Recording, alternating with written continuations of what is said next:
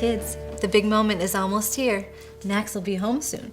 And having a four-legged friend is going to be a lot of fun, but taking care of a puppy is also hard work. It is? Yes, and I'm going to need your help, so pay attention.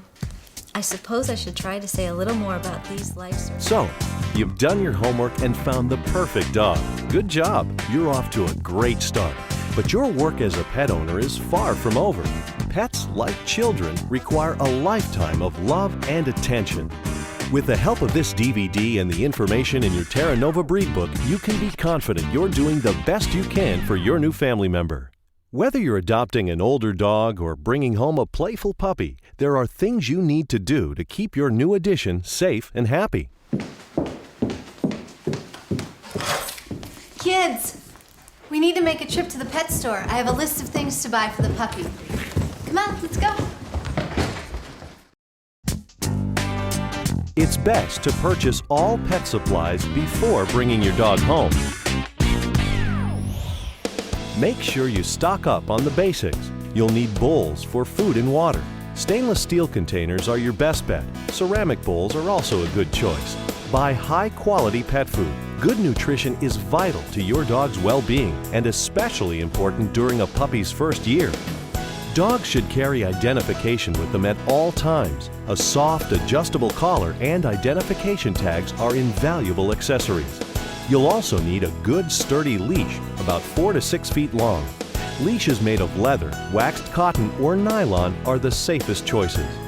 A crate is vital for house training and for providing your dog with a safe place of his own. When your dog is free to roam the house, a baby gate can keep him out of restricted spaces. Some companies even make gates specifically for dogs. Dogs need to be groomed on a regular basis. Helpful tools include brushes, nail clippers, and dental supplies. Toys can keep your dog from chewing your furniture or shoes. Rubber, vinyl, cloth, or rope toys also give your dog's mouth a workout. Avoid small toys or items with detachable parts dogs can easily swallow. This is also the time to puppy-proof your home. As soon as your dog steps into his new environment, chances are his curiosity will get the best of him. While it's natural for him to explore your home, it's important to keep him out of trouble. So get down on your dog's level and take a look around. What can he get into, jump on, or chew that might harm him? Even if your home is kid-friendly like Elizabeth's, that doesn't mean it's pet-friendly. Here are some trouble spots to watch out for. Teething puppies will chew on anything in sight. Keep dangerous items like electrical wires out of reach so the dog can't grab them. Curious dogs can get into lots of trouble when you're not looking, so make sure kitchen cabinets and trash cans close securely. Also, keep soaps, medicines, and household cleaners locked up. At first, your new dog should only go outside with supervision. To prevent him from sneaking out, keep all doors that lead to the outside closed. If you have a balcony, make sure the puppy cannot fall between the railings. Do your research. Some household and outdoor plants are poisonous to dogs. Keep them away from your pet. We've only scratched the surface, but these precautions should keep your new dog safe and sound.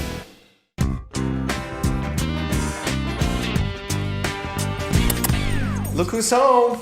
Come on, Max. This is Max. Whether you're bringing home a young puppy or a dog like Max, who's already a few months old, it's important to get the whole family involved in his proper care. Now remember, he's young and probably nervous, so we have to take it easy with him. Be gentle. I will. Me too. We also have to keep an eye on him and make sure he stays out of trouble. Puppies and new dogs will need constant supervision for the first few days. Dogs are very social. That's why puppies should never be left alone for long periods of time. Your puppy may also feel frightened or apprehensive in your home since everything's new to him. Set up a schedule with family members to make sure someone can watch him. When an adult is present, young children can play with the dog, but they should never be left alone with the puppy. This is for your children's safety as well as the dog's. Make sure you set ground rules with the entire family about how to respectfully treat your new dog.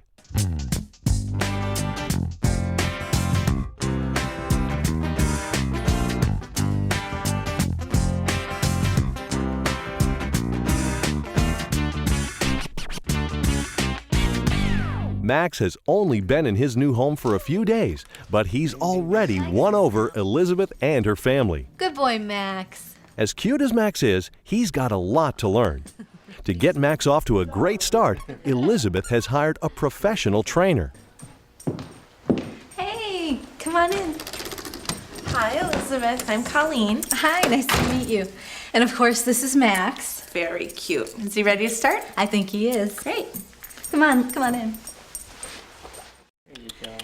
Hey, monkey, hi. Dog trainer Colleen Safford is going to show Elizabeth easy ways to teach Max to be a friendly and well-mannered dog. The first lesson, socialization. After your puppy has become accustomed, you can introduce the dog to others. You've done a really nice job creating a safe and comfortable home for Max, so I want to start our session today talking about socialization. Socialization is the process of introducing Max to the world, which means exposing him to different people, animals, sounds, and environments. This will help Max develop into a happy and confident dog who's less likely to become fearful or nervous in new situations. So what's the best way to get started? It's also important that Max is exposed to a number of everyday objects that we take for granted because they might actually spook them. So asking friends to come over and wearing a baseball hat or carrying a shopping bag, possibly carrying an umbrella or wearing earphones is a good way to go. Ask that your friends and family remain calm when meeting your puppy and reward him with a treat. Remember, socialization should be pleasant and fun. Let your puppy explore new things at his own pace. Never force him. Now that Max is familiar with his new home, it's time to introduce him to his own private space, his crate. For most dogs, crates are places of comfort, a refuge your puppy can go to when he needs peace and quiet. Crate training is explained in detail in your Terra Nova breed book. Isn't it mean to keep him in the crate? Actually, you want to think of the crate as Max's bedroom, not a puppy prison. And if you train him appropriately, he'll come to see this as a safe and secure getaway when he needs to be left alone or confined. Okay. So you want to pick a location where Max feels like part of the family. Dogs are social creatures and we want him to enjoy spending time in there. How do we get him to like it in there? Crate training is a gradual process. So to begin, you can start feeding Max near the crate. He can eat his meals near the crate with an open or closed door. And after a while, you can begin to start gradually tossing treats in the crate and have Max explore in there on his own. Good boy. Make sure that you calmly praise him for entering the crate, even if he just sticks a paw or his head inside. And after a few sessions, once he's comfortable approaching and entering the crate, you can ask that he spends longer periods of time in there by tossing the treats further back inside. Once he's really comfortable, you can begin closing the door. Good boy. How long should we keep him in the crate? Is there a certain amount of time? Actually, that depends on Max's age and his ability to hold it. Keep in mind that puppies of a young age can't be expected to be in a crate for too long a period of time. So always give him a potty break and be sure that he doesn't stay in there for longer than 4 hours at a clip. Crate training also allows you to safely transport your dog in the car. When you take him to the vet or on a trip, he's already used to the crate. Plus, keeping your pet in an enclosed space will keep him safe. Knowing he's secure also allows you to concentrate on driving. One of the most important lessons your dog will learn is often the most difficult: house training. Puppies need to relieve themselves immediately after they eat, drink, and nap. Teaching your dog to go outside instead of inside can be tricky and time-consuming. A practical, convenient, and logical schedule should be developed for the whole family to follow to ensure the best results. House training your puppy is going to take a lot of consistency and patience, but setting Max up for success is really the key. We've never had a dog before, so where do we begin?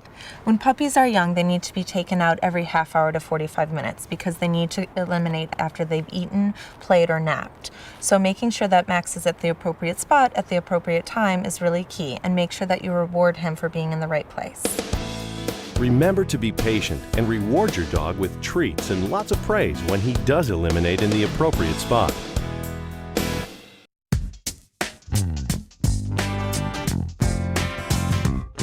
The earlier you start teaching your dog good manners, the better.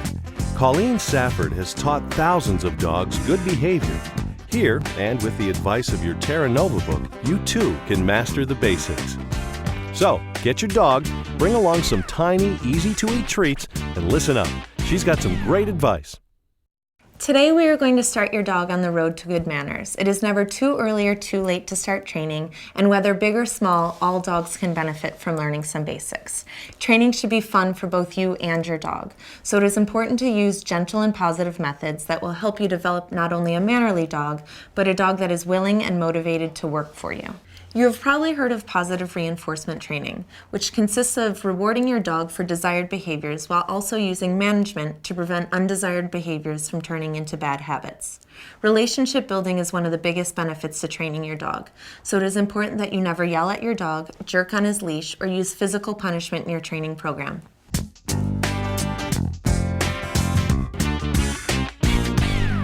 Before we start training today, there's a few things that we need to discuss. The first is the location of your training sessions. It is important that you choose an area that has very few distractions, so somewhere inside your home is a great place to begin. Eventually, your dog will be able to perform these behaviors no matter where you are, in different settings and under different circumstances. But to teach something new, it's very important that you have a quiet classroom. The next thing that we need to talk about is your treats or rewards. Using tiny bits of food is the best way to go. You can use little bits of hot dog, cheese, or cold cuts. They even make some training treats that you can pick up at your local pet supply store. By using tiny bits of food during your training sessions, you'll avoid long lapses where your dog has to chew an entire biscuit, and you'll also prevent your dog from becoming sick or full. The last thing that we need to talk about is communicating with your dog during your training sessions. It is important that when your dog offers the behavior that you are looking to train, that you give him information that you like what he is doing. This is what trainers call marking a behavior, or a behavior marker. It is important that your behavior marker is short and concise. Trainers like to use the words yes and good. So just after your dog has performed the behavior that you like, say yes and follow up quickly with a treat. Teaching your dog to sit is easy.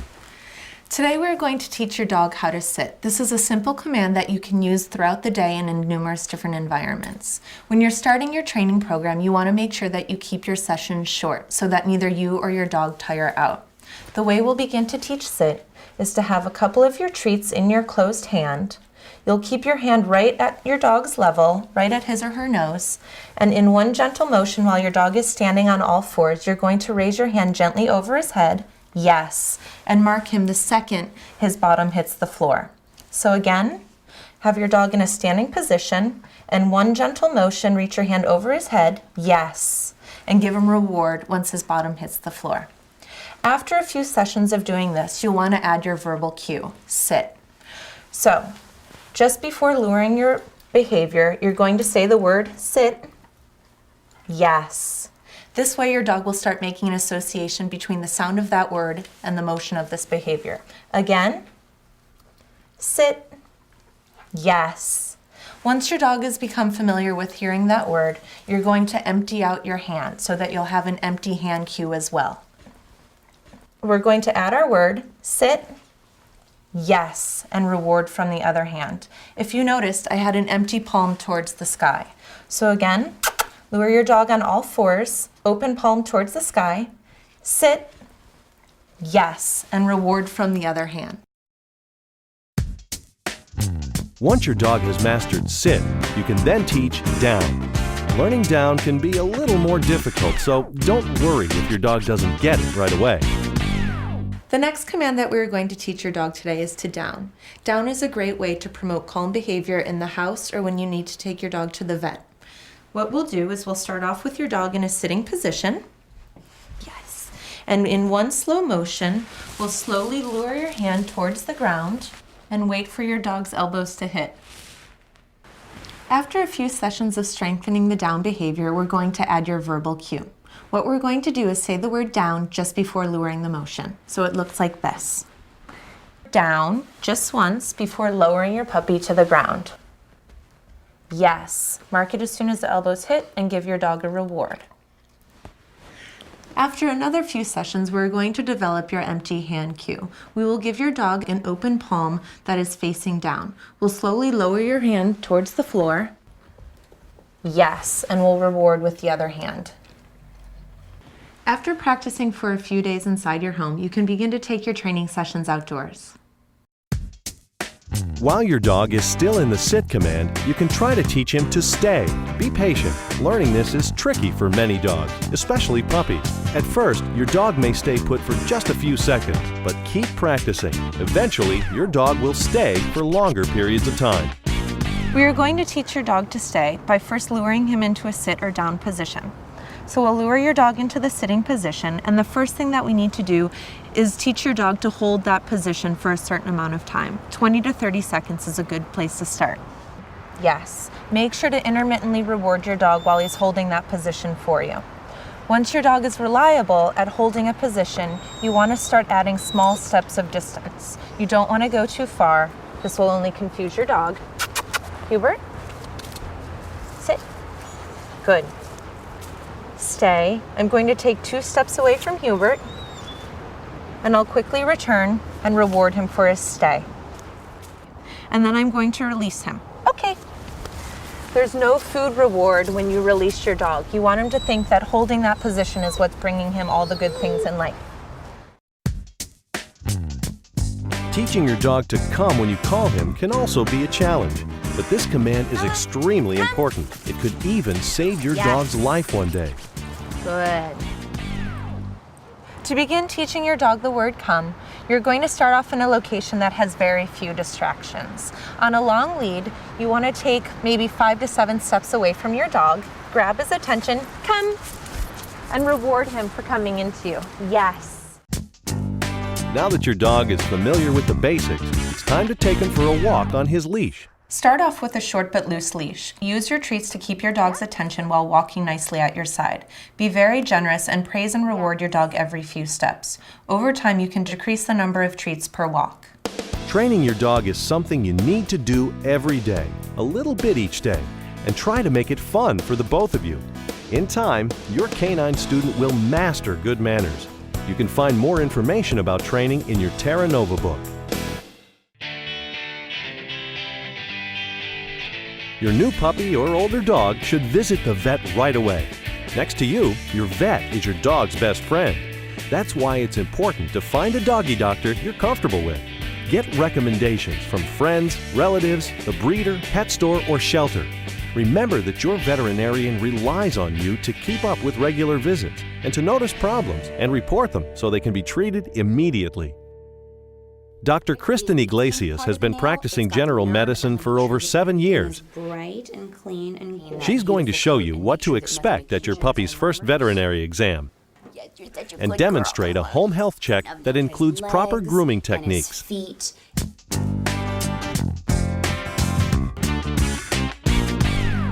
Hi, I'm Dr. Iglesias. Nice to meet you. Nice to meet you too. Welcome to Red Bank Veterinary Hospital. Thank you. Tell me a little bit about your puppy. This is Valletta. She's a Maltese. She's 8 weeks old, and we picked her up from the breeder 3 days ago. That is excellent. She's adorable. I noted that you brought in a fecal sample, which is great. We're going to be checking that sample for hookworms, roundworms, and other intestinal parasites. And I can give you the results of those after the exam. I also finished reading through the paperwork that you brought with you, which was very important and helpful because it let me know that the breeder has already given her first puppy shot. So we don't need to do that today, but we do need to give this puppy a good overall first health examination. So I'm going to have you hold her, and I'm going to start off by checking her ears. This is also things you ought to do at home. We're going to look in her ears and make sure that they're nice and clean. We're going to move over and check her eyes and make sure that they're nice and bright. We're going to check her teeth. Her bite looks excellent. Her teeth are lining up well, so we don't need braces. You can go ahead and put her here on the table for me. And we'll give her a little biscuit to eat while we do this. She loves treats.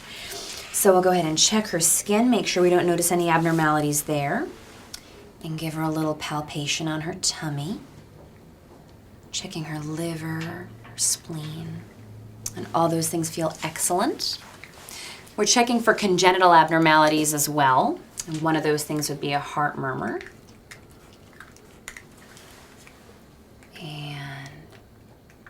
Valletta sounds wonderful. Her lungs are nice and clear. I just hear a little bit of cookie crunching, and that's okay. Are you all done with that?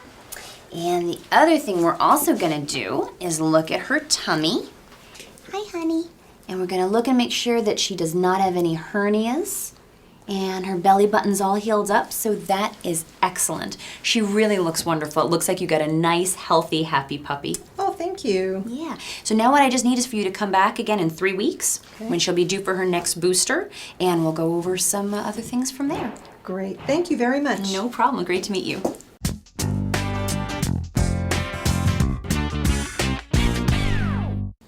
Grooming is a really important part of taking care of your new puppy. It's easy to do, it's fun, helps you bond with your dog, it's fun for you, and it feels really good for him. It's going to give you a good opportunity to check him for any lumps, bumps, cuts, anything that might be abnormal. Okay. You can find specific information on how to groom your particular breed in your Terra Nova dog book, but for right now, for Shorty here, we're just going to use a good basic brush. Soft bristles on one side and firm bristles on the other. We're going to start over at his head end, and we're going to use the soft part of the brush here, working around his ears, working around his mouth, making sure to avoid his eyes. We're going to work our way down his body, telling him what a good boy he is because he's so cooperative for everything. And we're going to make sure that we get his whole body, including his legs, his feet, his belly, just getting him done all over. And then of course this is accompanied by petting, checking him, which he just thinks is a lot of love, and kisses, and always a treat at the end.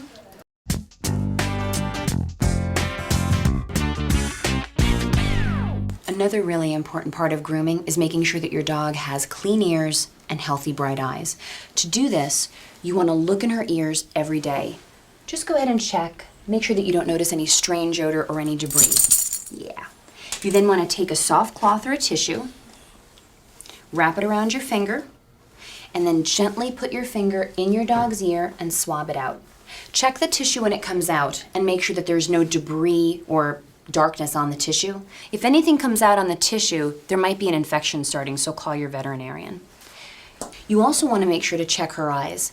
Make sure their eyes are nice and bright. White dogs in particular will often get a tear streaking that goes down the front of their face. By just taking a soft cloth that's been wet with some water, you can then just wipe away any debris that accumulates around her eyes. Doing this once or a couple of times a day is going to keep that area looking healthy, shiny, making sure that nothing irritates her eyes, and your dog is going to be both healthy and look beautiful.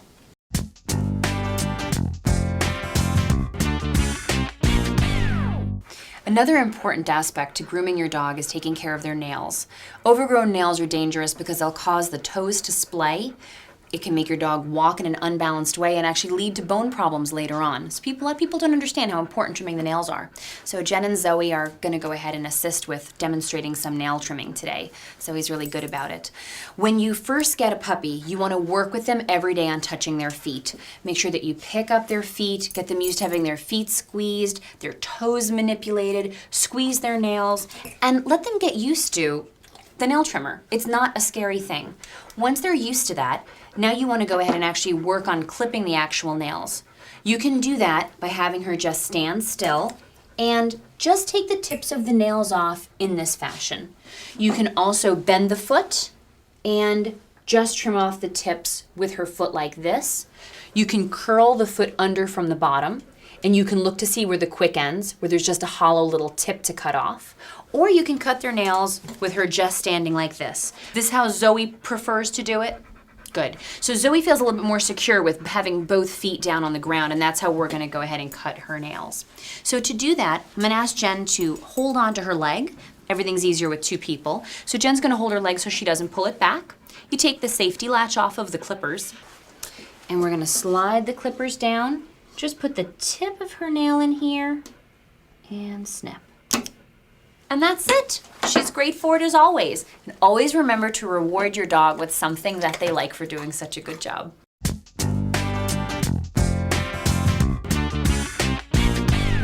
One of the most important things that you can do for your older dog is maintain good dental health. Oral care is critical because it's going to affect the whole rest of the health of her body. So we're going to demonstrate a little bit about how to maintain good oral health on Zoe today. And one of the best ways that you can do that is by cleaning her teeth. If you have an older dog like she is, you're going to want to start off with a good professional cleaning by your veterinarian.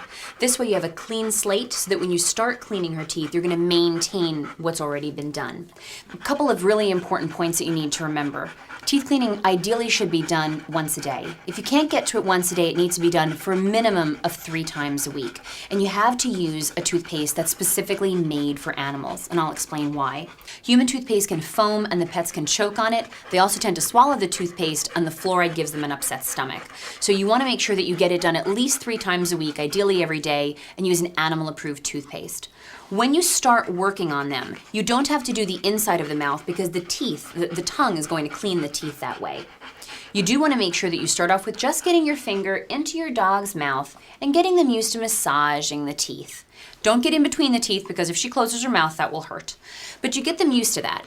Then you put some toothpaste on your finger and you get them used to that. And then lastly, you introduce the brush with toothpaste on it. So we have a finger brush here.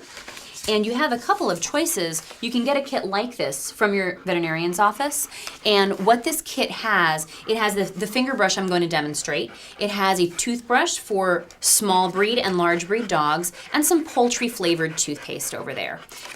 We're gonna go ahead and try with the finger brush today. So you just slide that on. And Jason, if you'll hold Zoe's chin up, good girl, Zozo.